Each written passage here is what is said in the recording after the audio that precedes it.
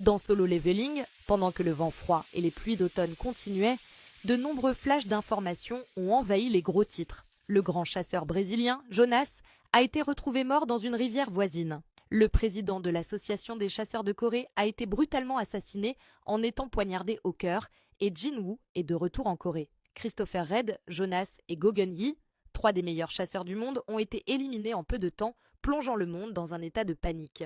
Les médias du monde entier se sont concentrés sur ces morts et même l'Association des chasseurs des États-Unis a publié une déclaration commune sur l'événement.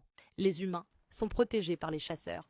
Mais qui protège les chasseurs? La mort des chasseurs de rang nation à travers le monde, cette menace était d'un tout autre niveau. Lors de l'enterrement, Jin demande à Jin-chul s'il va bien. Ce dernier s'excuse, avouant qu'il n'est plus lui-même ces derniers temps.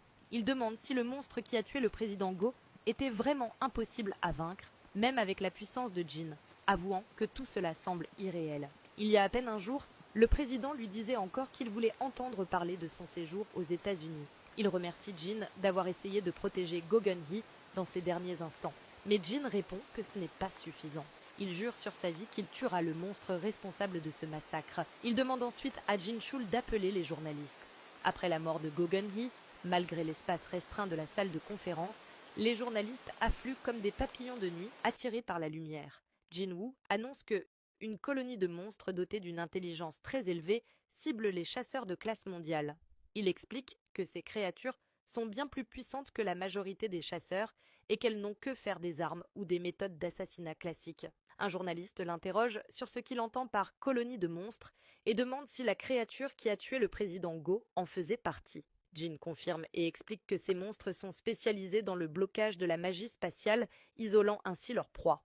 Il met en garde ceux qui se sentent menacés.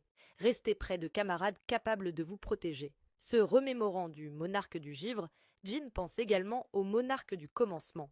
Il réalise que ceux qui se proclament monarques sont tout simplement invincibles, même face aux chasseurs les plus puissants. Mais malgré cela, il ne recule pas. Il termine en déclarant que ceux qui n'ont personne pour les protéger doivent immédiatement le contacter via l'association des chasseurs de Corée. La bataille des monarques a commencé.